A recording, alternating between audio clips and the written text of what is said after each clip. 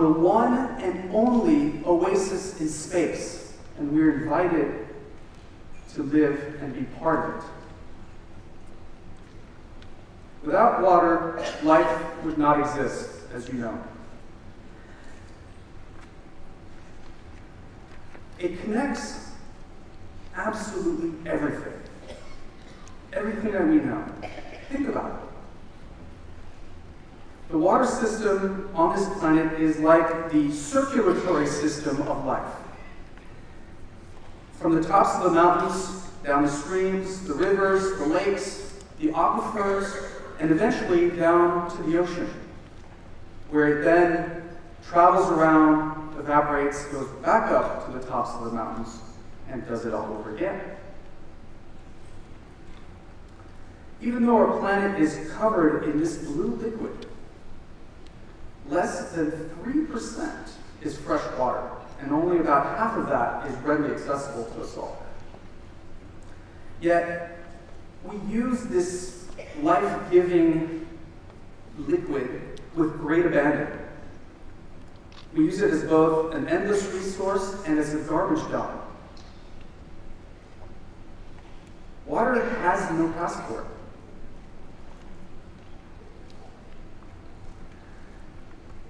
As Soroptimists, you are over 35,000, representing 61 countries in just the European chapter, and 95,000 strong, and over 120 countries worldwide. You are the caretakers of the planet. More than ever, women have not only had the instinct, the knowledge, the desire, but even more so these days, you're getting into positions of power where you can influence change, and you can be the champion for the stewardship of the planet, its health, and most importantly, the health of our children. In a provocative book called The She Spot by author Lisa Witter, she states that more women give to charities, more women vote, more women volunteer, and many more women do social consciousness investing. Some of my heroes, when I look back, were my grandmother, for example. My grandmother on my father's side spent more time on the Calypso than my grandfather, my father, and my uncle combined. She was the reason, the glue, the success for all those years. And with that, of course, my mother, despite the fact that she still gives me hell for the Kentucky Fried Chicken, was an expedition photographer for many decades. And of course, my sister, who I have the pleasure of working with on many occasions, and many, many more. For some, as you mentioned, the ocean is a blue playground, and of course it summons a passion to dedicate a lifetime to it. In my case, the passion runs 3 generations deep, as was mentioned. Over my short life, I've seen wondrous things,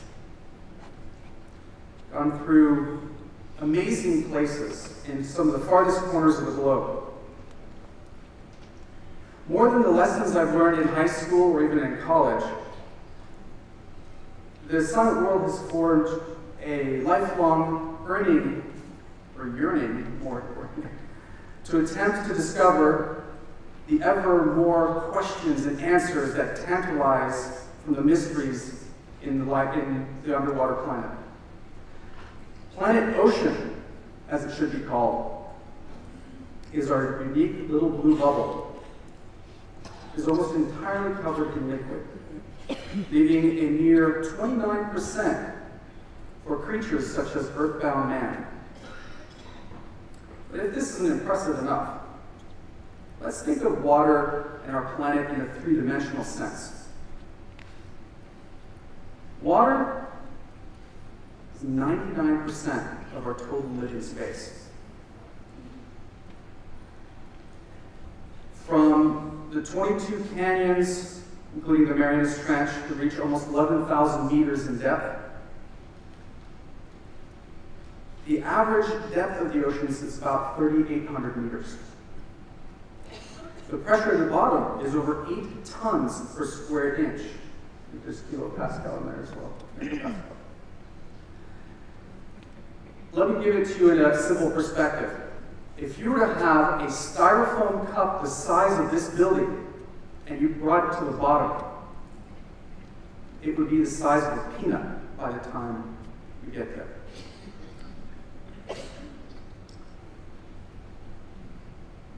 Let's put another perspective to it. Over 97% of all the species on this planet live in a water body, whether it be lakes, rivers, or ocean. We're one of the 3% that lives on land. Well, if this isn't impressive enough, think of it in kilometers cubed. 1.3 billion kilometers cubed. It's absolutely unimaginable. But enough about that. Let's try and tantalize you through your treasure hunting desires. If you take all the gold suspended in that 1.3 billion kilometers square of water, there's enough gold in the oceans to give every man, woman, and child on this planet 4 kilos of the yellow metal. Imagine what you could do with 4 kilos of gold.